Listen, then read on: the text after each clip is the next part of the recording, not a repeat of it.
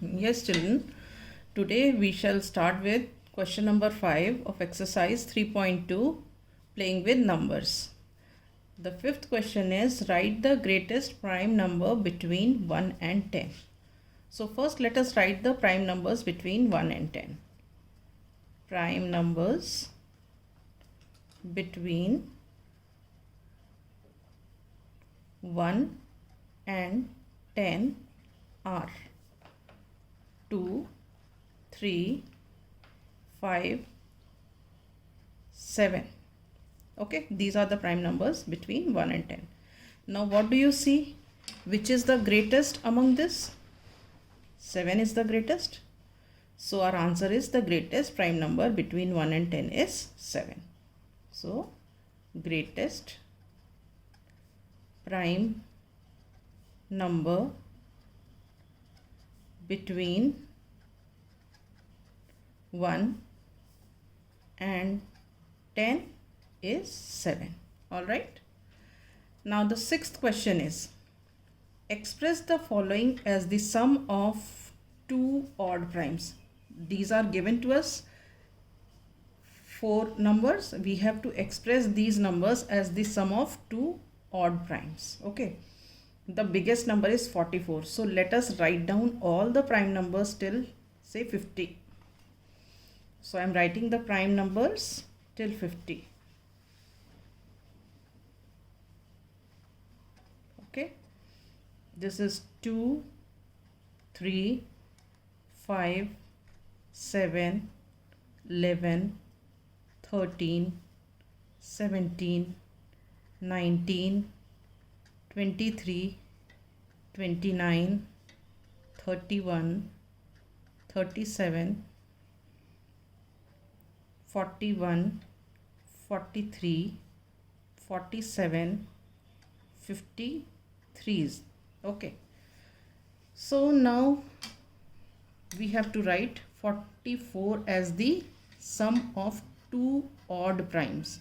Odd भी होने चाहिए और prime भी होने चाहिए. ठीक है. 44 समवेयर हियर यहाँ लाई करेगा ना 43 के आसपास. तो अब 43 तो हम ले नहीं सकते क्योंकि 43 लेंगे तो 43 प्लस 1 44 1 तो ना तो प्राइम है ना तो कॉम्पोजिट है. ठीक है.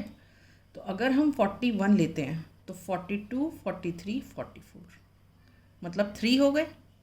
सो 3 is also a prime number and it is also an odd number and 41 भी प्राइम नंबर है और ऑड नंबर भी है. तो we can write 44 as 41 plus 3. समझ आया. अब हमें लिखना है 36 इन यहाँ इनके बीच में आएगा. तो अगर हम 31 लेते हैं तो 31 लेते हैं तो देखो 32 33 34 35 36 5 आ गया. तो 5 भी ऑड है और 5 भी प्राइम है. तो हम 36 को कैसे लिख सकते हैं 31 प्लस 5. तो हमने यहाँ पे लिखा 31 प्लस 5. ऑलराइट. अब आ गए हम 24 पर. 24 इनके बीच में कहीं आएगा. तो अब हम 23 प्लस 1 तो ले नहीं सकते क्योंकि 1 ना तो ना प्राइम है ना कॉम्पोजिट है. अब हम लेते हैं 19. ठीक है. 19 से 24 तक गिनते हैं. 19 तो है ही हमारे पास. 20 21 22 23 24 5 आ गया. तो 5 क्या है 5 इवन भी है और 5 ऑड भी है और 5 प्राइम भी है. तो हम 24 को कैसे लिख सकते हैं 19 प्लस 5. ठीक है. अब आ गए हम 18 पर. 18 इन दोनों के बीच में कहीं लाई करेगा. 17 और 1 तो ले नहीं सकते तो उसके पीछे वाला नंबर देखो 13 हमारे हाथ में है. 18 तक पहुंचना है. 14 15 16 17 18 5 हो गया यहाँ पे भी. और 5 क्या है ऑड भी है और प्राइम भी है. तो हम 18 को कैसे लिख सकते हैं 13 प्लस 5. तो इस तरह we have express the given number as the sum of 2 odd numbers also and 2 prime numbers also. ये दोनों प्राइम भी हैं ये दोनों ऑड भी हैं. ये दोनों प्राइम भी हैं, दोनों ऑड भी हैं। उसी तरह ये दोनों प्राइम भी हैं और दोनों ऑड भी हैं। Okay, now coming to question number 7। Give 3 pairs of prime numbers whose difference is 2। अब प्राइम नंबर्स हम यहीं से देख लेते हैं, पर हम वैसे देखते हैं जिसमें कि डिफरेंस 2 है। आप ये देखो 5 और 7, इन दोनों को अगर हम माइनस करते हैं तो 7 - 5 = 2। तो हमारा एक पेयर क्या हो गया? First pair is 5, 7। क्यों? सिंस 7 - 5 = 2। अब और देखते हैं, देखो यहाँ पे ये 11 और 13, 13 - 11 = 2। तो हमारा दूसरा पेयर ये हो गया। तो हम सेकेंड पेयर ये लिख देते हैं 11 and 13, since 13 - 11 = 2। अब आगे बढ़ते हैं, ये देखो 17 और 19, यहाँ पे इन दोनों का डिफरेंस लें, 19 - 17 तो क्या आ गया? 2। तो हमारा थर्ड पेयर क्या हो गया? 17 और 19। क्यों? क्योंकि 19 - 17 = 2। All right.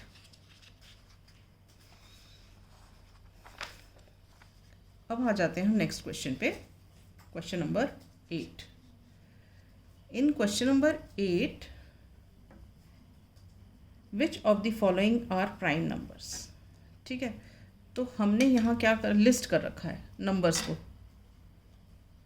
तो हम इसमें पहले तो मार्क कर लेते हैं 2, 3, 5, 7, 11, 13, 17, 19, 23, 29, 31, 37, 41, 43, 47, then 53, 59। ठीक है, अब हम यहाँ से देख देख के उतार लेते हैं।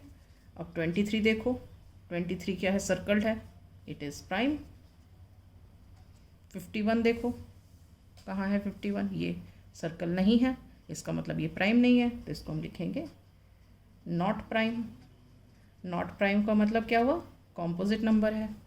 अब हम देखते हैं 37, देखो ये रहा 37, सर्कल्ड है, इट इज़ प्राइम। 26 देखो कहाँ है? ये रहा 26, सर्कल नहीं है, इसका मतलब it is not prime. It means क्या है? ये है कॉम्पोजिट। ठीक है, अब next question, question number 9। Write 7 consecutive composite numbers less than 100 so that there is no prime number between them. This you have to learn. Simply I am writing the answer. 7 consecutive composite numbers less than 100 such that there is no prime number between them are 90, 91, 92, 93, 94, 95 and 96. So these are the composite numbers, 7 composite numbers. Okay, now we come to question number 10.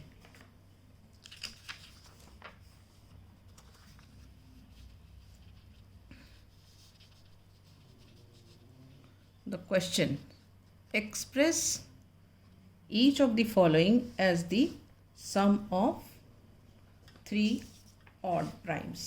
Express each of the following numbers as the sum of 3 odd primes. इस type का question हमने पहले भी किया है। वहाँ पे हमने क्या किया था? We have expressed the number as 2 odd primes. अब यहाँ पे इट इज़ 3 ऑड प्राइम्स, तो हम वही करते हैं। सबसे पहले हम प्राइम नंबर्स लिख लेते हैं। सो प्राइम नंबर्स हम शुरू कर देते हैं कहाँ से? 2 से। 2, 3, 5, 7, 11, 13, 17, 19, 23, 29, 31, 37, 41, 43, 47, 53, 59 और 61 यहाँ तक लिखते हैं क्योंकि हमारे पास नंबर्स यहाँ 61 तक हैं। ठीक है, अब करना क्या है कि हमें 21 को एक्सप्रेस करना है 3 ऑड प्राइम्स, मतलब तीनों ऑड नंबर भी होने चाहिए और तीनों प्राइम नंबर भी होने चाहिए। ठीक है, तो अब हम देखते हैं यहाँ पे 21 कहाँ आएगा, यहाँ कहीं आएगा। ठीक है, तो 19 हम ले नहीं सकते। क्यों नहीं ले सकते? क्योंकि अगर तुमने 19 ले लिया तो 21 पहुँचने के लिए 2 है, तो 19 + 2, तो ये 2 ऑड प्राइम्स में एक्सप्रेस हुआ, लेकिन हमें तो 3 ऑड प्राइम्स चाहिए। अब हम पहुँचते हैं 17 पर। ठीक है, तो अब 17 से लेके 21, 17 से लेके 21 में 17, 18, 19, 20 और 21, मतलब हमारे पास कितने हो गए? ये 4 हो गए। अब 4 को हम कैसे एक्सप्रेस करें? नहीं कर सकते कि अगर आप एक ले लेते हो 2 तो वापस 2 बच जाता है, तो 2 तो ले ही नहीं सकते। दो नहीं एक जैसे ले सकते, तीनों डिफरेंट होने चाहिए। तो अब हम 17 नहीं ले सकते। अब आ गए हम 13 के पास। ठीक है, तो अब 13 के पास आप देखो, 13 तो है ही हमारे पास, 21 तक पहुंचना है। 14, 15, 16, 17, 18, 19, 20 और 21। ठीक है, तो ये हमारे पास 8 है। ठीक है, अब 8 को तुम 2 ऑड प्राइम्स में कर सकते हो। अगर तुमने एक 3 ले लिया और एक तुमने 5 ले लिया तो 3 + 5 मिलके 8 बन गया, और 13 तुम्हारा था ही। तो हम 21 को कैसे एक्सप्रेस कर सकते हैं? 13 + 3 + 5। ठीक है, अब आ गए हम 31 पर। 31 हमारा ये है। अगर हम 29 लेते हैं तो 30 और 31 खाली 2 ही बचा, इसको नहीं एक्सप्रेस कर सकते। अब आ गए हम 23 पर। ठीक है, अब 23 से चलो, 23 तो हमारे पास है ही। 24, 25, 26, 27, 28, 29, 30, 31, 8 हो गए हमारे पास। अब तो 8 को हम 2 ऑड प्राइम्स में कर सकते हैं, 3 और 5 ले करके। ठीक है, तो हमने क्या ले लिया? 23 + 3 + 5। 23 + 3 is 26, 26 + 5 is 31। ठीक है, तो ये तीनों देखो, तीनों ऑड नंबर्स भी हैं और तीनों प्राइम भी हैं। राइट, अब आ गए हम 53 पर। ठीक है, अब 53 से पहले क्या है? 47। अब 47 से 53 पर पहुंचते हैं। 48, 49, 50, 51, 52, 53, 6 है। 6 को हम 2 ऑड प्राइम्स में नहीं कर सकते, क्योंकि अगर हम पहले 2 लें और 3 लें तो 5 हो जाएगा, 3 और 5 लेंगे तो 8 हो जाएगा। तो हम नहीं एक्सप्रेस कर सकते 53 को एज 47 के साथ। अब हम आ जाते हैं 43 पर। 43 से 53, 43 तो हमारे पास है ही। 44, 45, 46, 47, 48, 49, 50, 51, 52, 53। अब ये 10 है, तो हम 10 को 2 ऑड नंबर भी हों और प्राइम, इनको एक्सप्रेस कर सकते हैं कि अगर हम एक प्राइम नंबर 3 ले लें और एक प्राइम नंबर 7 ले लें, तो 3 और 7 क्या है? दोनों ऑड भी हैं और दोनों प्राइम भी हैं। और 43 तो हमारे पास था ही यहाँ पे, तो हम 53 को कैसे लिख सकते हैं? 43 + 3 + 7। अब ये तीनों ऑड भी हैं और तीनों प्राइम भी हैं। ठीक है, अब आ जाते हैं हम 61 पर। 59 से 61 तो ले ही नहीं सकते क्योंकि 2 ही, खाली 2 बचता है। अब आ जाते हैं 53 पर। 53 से देखते हैं 54, 55, 56, 57, 58, 59, 60, 61। तो ये कितना हुआ हमारा? 8 हुआ। एक और बार रिपीट करते हैं। 53 हमारे पास है, 54, 55, 56, 57, 58, 59, 60, 61। तो हम ये मतलब 8 हो गया, तो 8 को हम कैसे रिप्रेजेंट कर सकते हैं? 3 + 5, क्योंकि 3 और 5 दोनों ऑड भी हैं और दोनों प्राइम भी हैं। तो हम 61 को कैसे लिख सकते हैं? 53 + 3 + 5। All right. तो अब ये तीनों प्राइम भी हैं और तीनों ऑड भी हैं। ओके, अब आ जाते हैं क्वेश्चन नंबर 11 पर। क्वेश्चन 11 क्या है? Write 5 pairs of prime numbers less than 20। 5 pairs of prime numbers less than 20 whose sum is divisible by 5। हमें 5 पेयर्स लिखने हैं प्राइम नंबर्स के और वो लेस देन 20 होने चाहिए। ठीक है, तो पहले तो हम प्राइम नंबर्स लेस देन 20 लिख लेते हैं।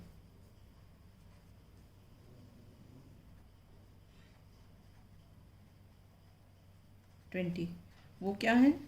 2, 3, 5, 7, 11, 13, 17 और 19। अब हमें 5 इसमें से 5 पेयर्स बनाने हैं जो कि लेस देन 20 हों और उनका जब हम सम निकालें तो it should be divisible by 5। ठीक है, तो मान लो हम पहला पेयर ले लेते हैं 2 और 3 का। 2 + 3, this is the first pair. 2 and 3, इसका सम निकाल रहे हैं 5 और ये 5 से डिविजिबल है, विच इज़ डिविजिबल बाय 5। ठीक है, अब हम दूसरा पेयर देखते हैं। ठीक है, दूसरा पेयर अगर हम ये देखो 3 और 7 को कंबाइन कर लें, 3 + 7, 3 + 7 कितना हो गया? 10।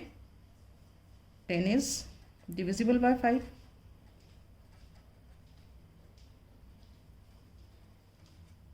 ठीक, अब हम तीसरा पेयर ऐसे देख लेते हैं, 3 और 17। ठीक है, थर्ड पेयर 3 + 17 कितना हो गया? 3 + 17 20। 20 is divisible by 5, right.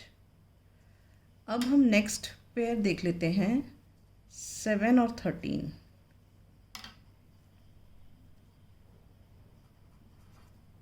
7 and 13, 7 and 13 क्या है? 20, विच इज डिविजिबल बाय 5। ठीक है, अब हम नेक्स्ट पेयर ये देख लेते हैं 13 and 17।